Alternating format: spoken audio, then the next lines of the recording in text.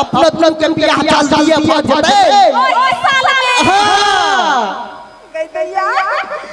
हमरा माई के चमैला बात बात को ना या पूरा फिर राजा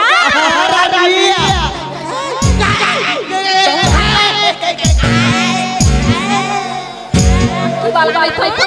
बियाह कर बियाह क्या मारना की गई माई तू कहना छलिया फायर किया लागी अब मर्ची वाला के फायर रही हम चिरा कुत्ता क्या अच्छा बउआ आय लाल बर्बाद भेला बियाह के बाद कल बता गई दैया हाथ देना बोलती बंद कराता मोनो में फर हेलो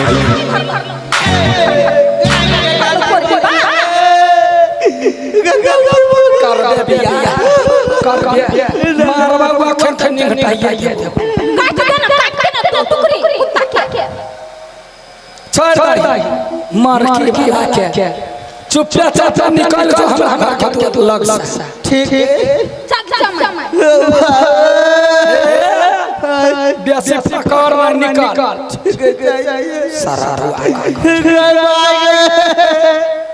अब बोले बाबू कते बार मारल के भगवान के बगला हमरा नसीब में कोनो लड़की ले निकला नहीं निकले तो उठा ला कैला धरती पर बोझ बना के छोड़ कैला करछी नहीं की कोई टेंशन ते द्वारा करनी तोरा कथि के टेंशन हो थाउ की कहियो कलकतिया वाली बेटी रे हां देखला से बहुत प्यार करे छी लेकिन सब मानबे नहीं करे सार मान के ना तू छी एतबा का उही ओतेटा कल कोनो आईडिया हो तो दे ना एडिया हां एडिया हां एडिया कौन एगो बाबा वायरल बाबा हां आठी मोनी मंत्र देतो ने हां ओकरा जे खिया देबी तब कहियो नहीं छोड़ तेरी कौन बात के चल जय भी चल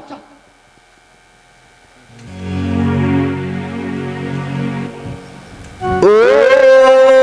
मठिया नमः ओ मठिया नमः बाप रे बाप यो बहुत के बात लिया 12 साल से तपस्या कर चलिया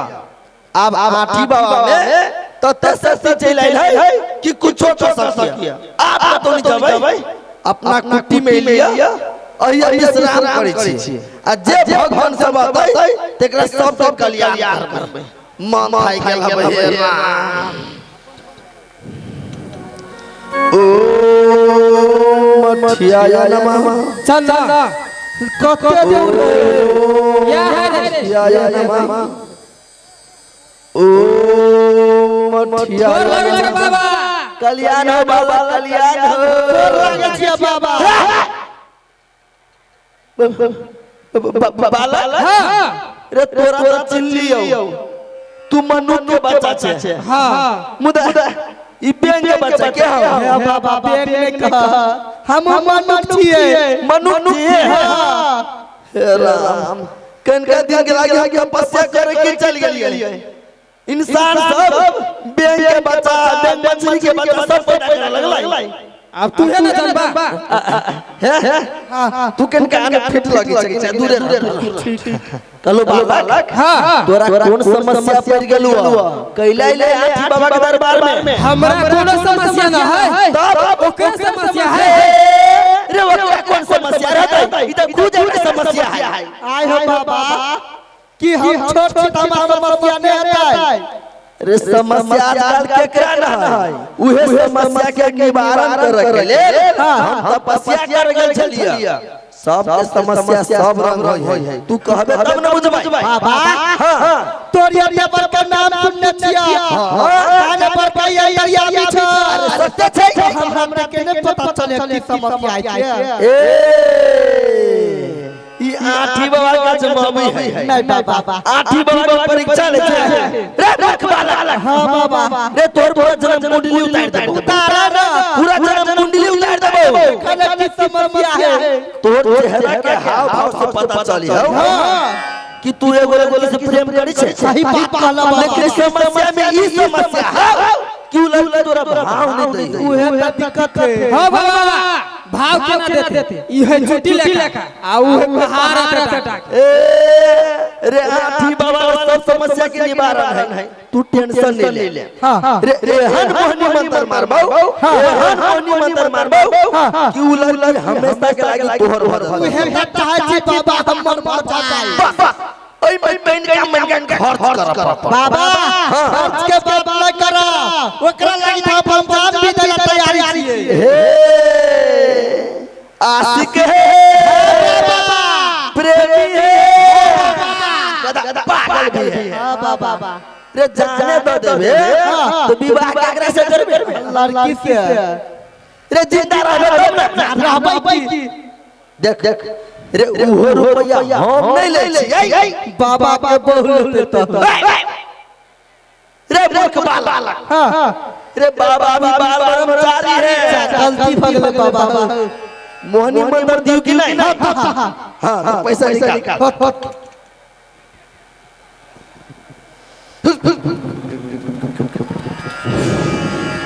अंतर मंतर घोंगा जंतर लाइट जो मोहनी मंदिर बालक हां बाबा ले ई मोहनी मंत्र संभाल मेरा हां आ केहू ना के तो अपना प्रेमी का खिया रे जहां ये बेल को बुझी हमेशा के आगे तोहर भर 100% ला हां कल्याण आठी बाबा की जय केना हो भाई साहब हो तोरो सब के केकरो प्रेम में समस्या हो आ जकरा सबके प्रेम में समस्या हो चिंता नहीं करा हो सबके जोड़ी लगा देबो हमर मोबाइल नंबर लिखला 98078888 बम बम बोले राष्ट्रपति हर हर महादेव हर शिव शंकर मुरारी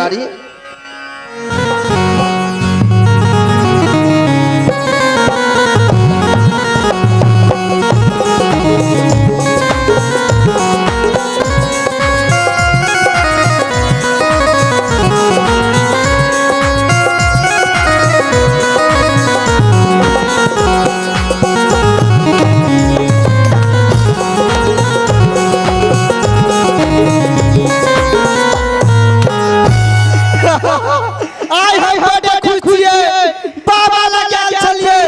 बाबा जने हम के लिए मुद्दा समस्या ई केना देबै ओकरा ऐडिया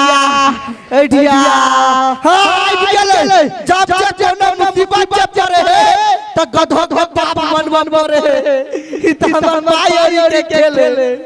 मनसा दीदी के है गए हम छिए गैया गए कैला एते हल्ला करे जाय है गे मई गे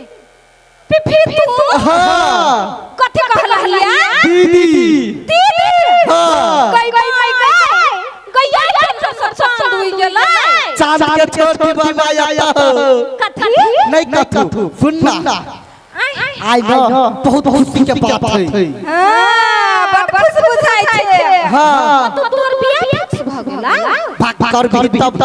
कथि नहीं कथु आई ना हमर बर्थडे दे तो मिठाई खिबै लाइयो तोर बर्थडे हां हैप्पी बर्थडे फिफी भाई थैंक यू दीदी हाय रहो फिफी मिठाई लगे के हमर माय नहीं देखला का नहीं बारी तो ले लियोगा ई हमरा ना है हां तोरा लागी खाले हम केकरा सब पियाय छै बेटी तोर कौन तोरे कौन यार मरकी बात तो कहले ले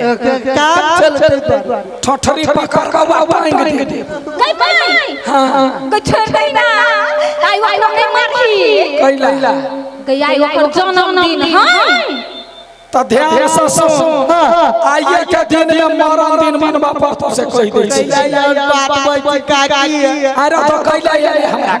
देख मैं खाई खाई दे हाथ टूट गेल जे बाबर